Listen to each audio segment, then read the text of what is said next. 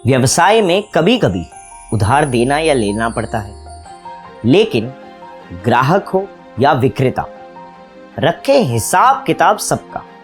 ग्राहक को बेचते वक्त आपने कितना उधार दिया उसका हिसाब, और विक्रेताओं से खरीदते वक्त आपने कितना उधार लिया उसका भी हिसाब।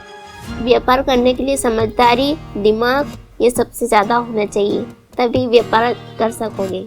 जोड़ भाग तो ये तैयार ही होना चाहिए, नहीं तो अपन सामान लेने गए, अपन ने उनको 50 रुपये दिए, वो बोल देंगे कि हमको दिए ही नहीं। ऐसा चलता रहा है तो अपने में समझदारी होनी चाहिए कि अपन ने उनको दुकान वालों को कितने पैसे दिए, कितने नहीं दिए, ये चीज़ सब ध्यान रखनी चाहिए। इस वीडियो में आप ग्राहक विक्रेता का हिसाब गहराई से समझेंगे। ये एक लंबा वीडियो है, तो अपनी कलम और अपनी हिसाब की किताब जरूर रखें। लीप इंडिया की हिसाब की किताब में आप लेनदार और खरीददार इन दोनों का हिसाब भी रख सकते हैं। देखते हैं कैसे। हर ग्राहक के लिए एक अलग पन्ना बनाएं, और वैसे ही हर विक्रेता के लिए भी एक अलग पन्ना बनाएं। अब जैसे ही आप किसी ग्राहक या विक्रेता से पैसे लेते या देते हैं, उसको उस व्यक्ति के पन्ने पर तारीख के साथ लिख दें। पहला खांचा, इसमें आप तारीख लिखेंगे। दूसरे खांचे में जो भी आपके पास आया, माल या पैसा। तीसरे खांचे में जो भी आपके पास से गया, माल भी हो सकता है और पैसा भी। और चौथे खांचे में आपकी शेष धनराशि। चलिए शर्मिला बाई के सिलाई व्यवसाय का उदाहरण लेते हैं। शर्मिला बाई अपने व्यवसाय के लिए माल शहर से सुरेश नाम के विक्रेता से लाती हैं। शर्मिला बाई 2 नवंबर को माल लेने शहर गई। उन्होंने सुरेश की दुकान से लेस, बटन और कपड़े 400 रुपये उधार पर लिए।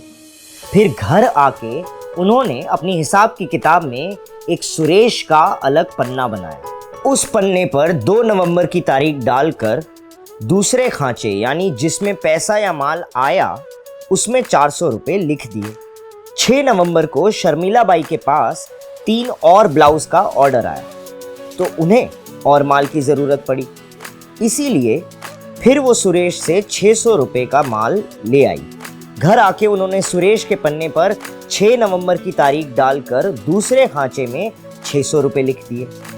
कुछ दिन बाद शर्मिला बाई ने 4 ब्लाउज बेचे।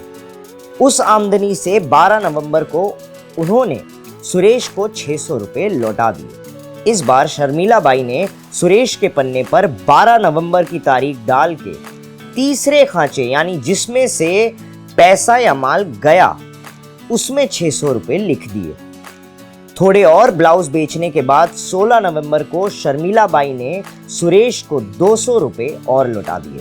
शर्मिला बाई ने फिर सुरेश के पन्ने पर 16 नवंबर की तारीख डाल के तीसरे खांचे में 200 रुपये लिख दिए।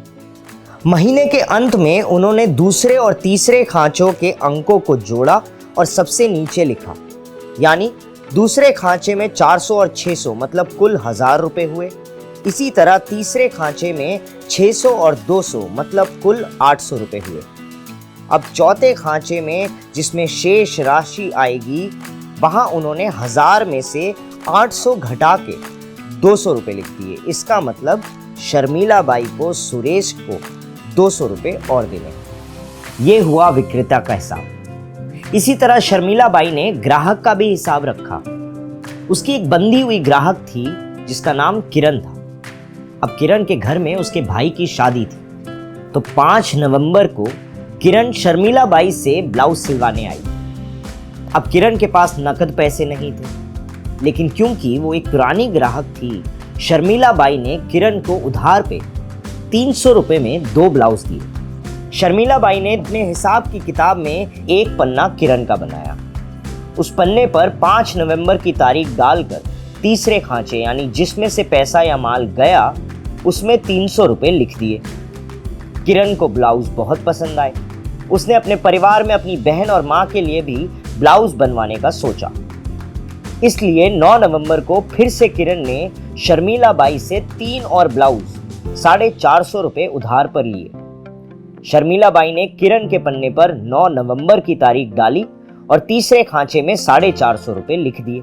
कुछ दिन बाद 11 नवंबर को किरण ने शर्मिला बाई को 500 रुपये लौटा दिए। इस बार शर्मिला बाई ने किरण के पन्ने पर 11 नवंबर की तारीख डाल के दूसरे खांचे यानी जिसमें पैसा या माल आया उसमें 500 रुपए लिख दिए।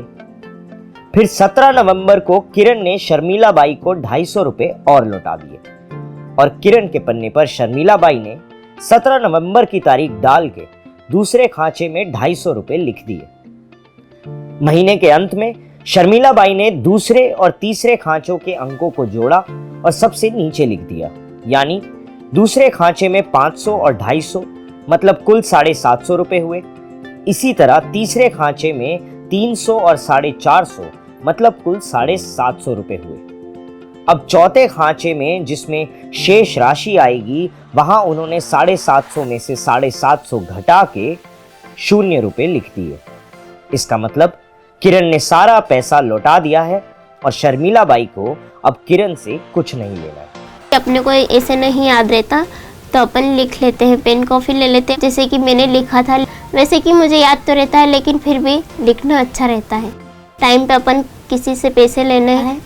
शर्मिला बाई ने इस तरह अपने हर ग्राहक या विक्रेता का हिसाब साफ साफ रखा। आपको भी नियमित रूप से यही करना है। अगर आप ऐसा करते हैं तो आप उधार या कर्ज पे कड़ी नजर रख सकते हैं और आपको कभी भी लेन देन में कोई उलझन नहीं होगी। ग्राहक हो या विक्रेता, रखें हिसाब किताब सबका। आज से ही आदत डाल लें और अगर शुरुआत कर चुके हैं तो फोटो खींचें और हमें जरूर भेजें ताकि हम आपकी मदद कर सकें। लीप 300, आज साहस कल सफलता।